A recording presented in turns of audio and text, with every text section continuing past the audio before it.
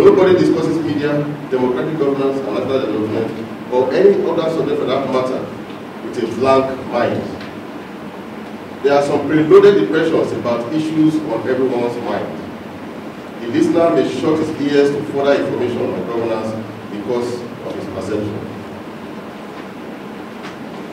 The listener may be more interested in my body language than the verbal communication. The listener may be occupied with the presenter rather than the presentation.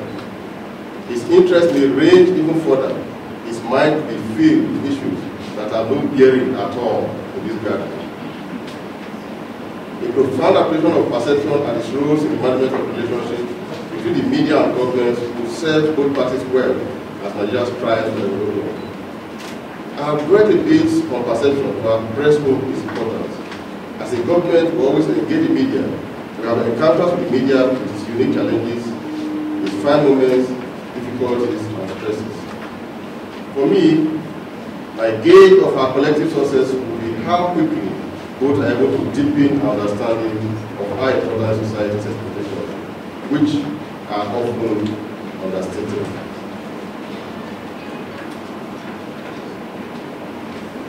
Now,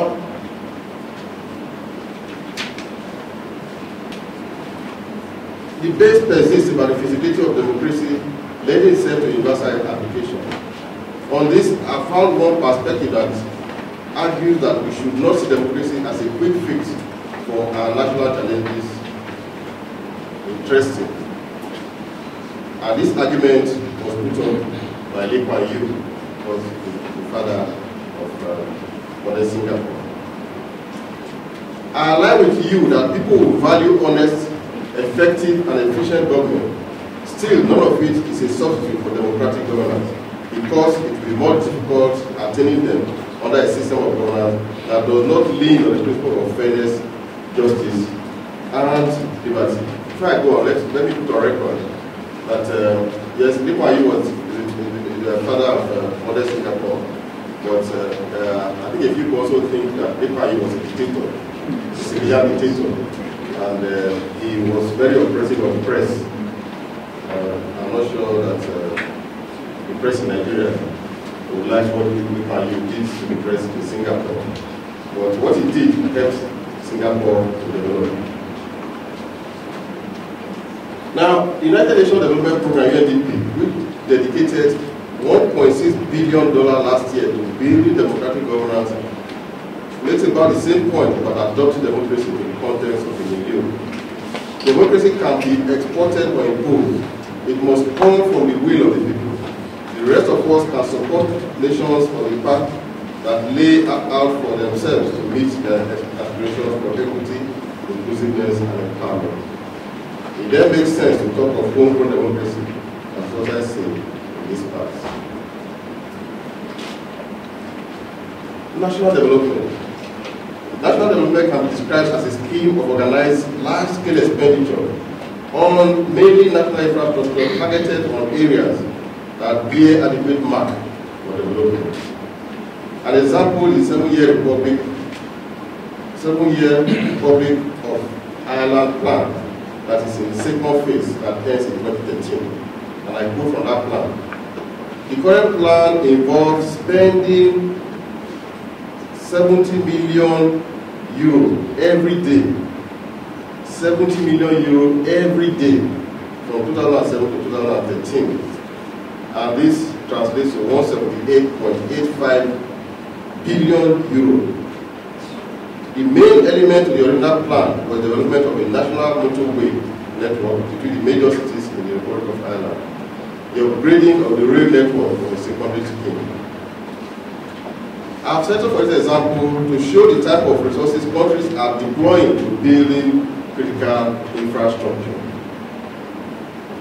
The point we're trying to make here is how much money that countries are deploying to build critical infrastructure. Today, averagely, airports across the world are being constructed $500 million or 500 Heathrow, Terminal 5, $500 million, 300 million euro, But in Nigeria, when you spend 20 billion naira on an airport, people are shouting, it's inflated.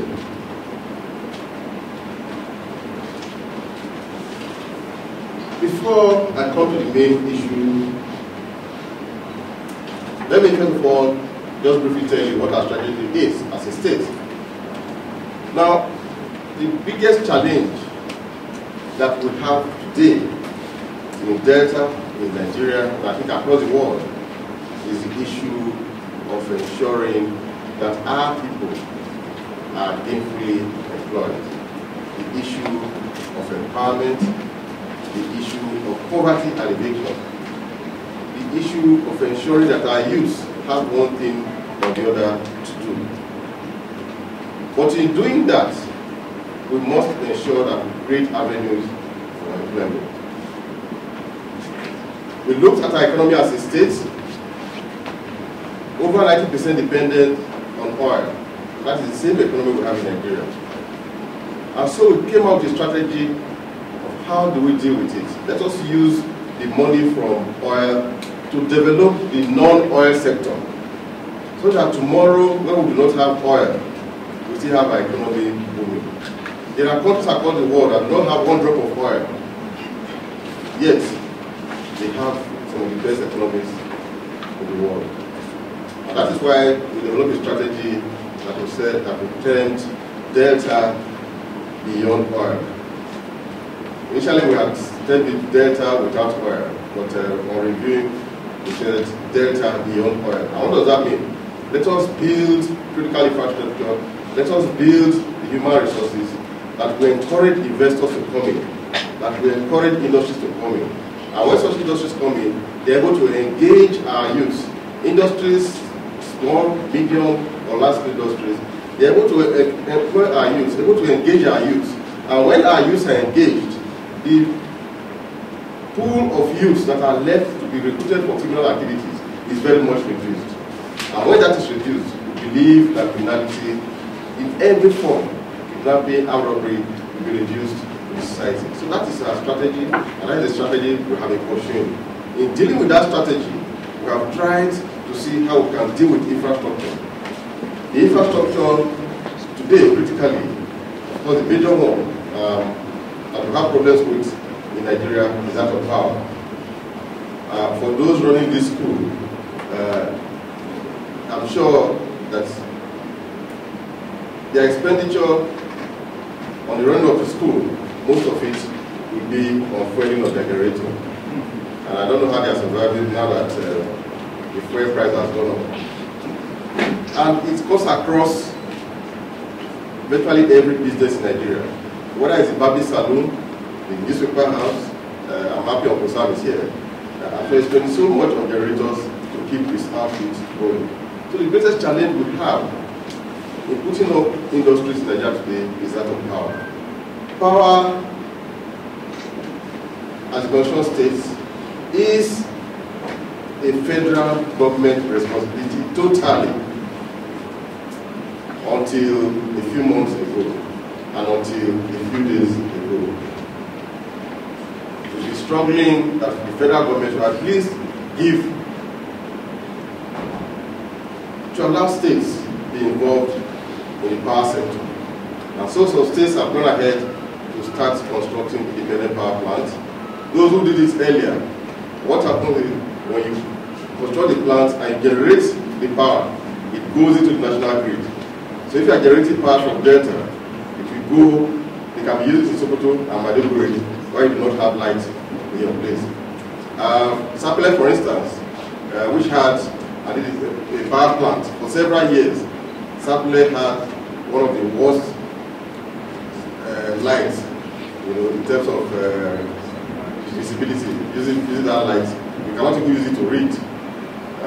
But we'll try to improve on it so that the quality of the light there has greatly improved.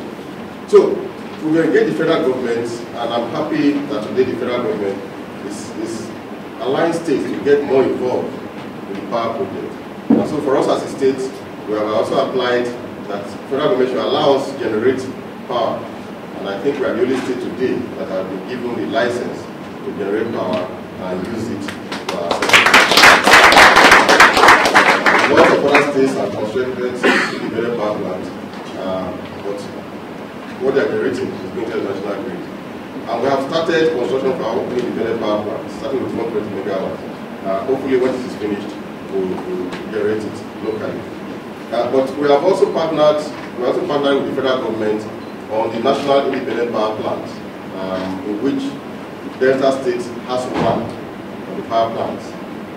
What we have done is to conclude some money, compared about 15.7 billion, the national independent power program, with the agreement that when those plants are completed, the power generated, there will be a lot of stepping down in the state. Today, I think Delta has 5 power plants. We have the Sapele old one, that is the old one. We have the Weli. The Sapele old one has the capacity to generate 1,020 megawatts, but today it's generating less than 200 megawatts. Because about 5 of the turbines are down. Weli has a capacity of 980 megawatts, but it's also generating less than 150 megawatts, because most of the turbines are down. Okpai has capacity to develop, that's the RG plant at Okpai, has capacity to develop to generate 540 megawatts. It is generating the 540 megawatts, but not 1 megawatt is being used in Delta. It generates and it enters the national grid. We have a second plant is happening now, the NIPP. That is part of what we control and monitor. And I'm happy to say that it is one of the first plants that we completed by the National Independent Power Program. As of last week, 2 of the turbines have started working. There are 4 turbines, 2 have started working, but because of the gas challenge, they are not generating to their maximum. But what we agree with the federal government is that once the 4 turbines start working, we must have some step down of that plant in Delta, and that will improve our frequency of power plants. Of power in Delta, coupled with the distribution lines that we are putting on. Any transformer you see in Delta today, any electric wire you see in Delta today, anything you see Delta about power today, they were all bought by the Delta state government, starting from my predecessor's era to this era. But as soon as you buy a transformer and you install it, it becomes a federal government property. As soon as you do wiring, it becomes a federal government property. I'm explaining this so that people will appreciate what we go through as state government in trying attempting to give power to people. And when people ask what do you do with your money, those are some of the things we do with our money, but people think it is being done by the federal government. Most states today, I don't know where the federal government bought transformer last. They are bought by various state governments. So that's on the issue of power. Hopefully, we shall have an improved power supply in Delta in the next few years. The second aspect that we took very seriously is the issue of transportation, and that is air transport, road, seaports, railway. For the airports, we have 2 economic hubs in Delta. We have the Warri axis and the Asaba axis. We have constructed, or we are still constructing the Asaba airport, and it has started taking passenger planes. Today, it's rated as one of the highest, in terms of quality, one of the highest quality airports in Nigeria. Eventually, to become a cargo airport, being able to take cargo from Asaba to any part of the world. Why we are doing this one is that the Onitsha market, which is the biggest market in Africa, is a major economic activity area, and most of the importers import their goods through Lagos or through Port Harcourt, either by sea or by air. So we have told them in the next few months you can freight your goods straight to Asaba instead of dropping it in Lagos first. And because of that, the rush for warehouses in Asaba now has increased tremendously. Most of the Onitsha market leaders have literally bought all the land in Asaba, and they are building warehouses. Because from the airport to the market is about 15 minutes. So if they put their warehouses in Asaba, they bring in their goods, store them in Asaba, and you go to the market, they are looking for a glass. The man looks at his store, there's no glass in the shop there. Yeah, I'm not. I better wait first. Look at how back there. The person is coming to that has increased the economic activity. The fact that the airport was coming alone has increased the economic activity of our state capital. The second one is the Osubi Airport, which has a 2 kilometers runway. We found it very short. And we thought we could take it over. So we approached Shell, thinking that it was Shell that was the owner. They constructed it. And for 2 years, I'm saying it now with all responsibility, we were deceived. Because for 2 years, we put up a committee led by the Deputy Governor and the Shell people. For 2 years, we were going up and down until eventually they said, oh, they cannot give it to us. So we said, okay, if you cannot give it to us, let us extend the runway. They said it will affect the activity. They tell you, we said, okay, we are going to construct a second runway so that bigger planes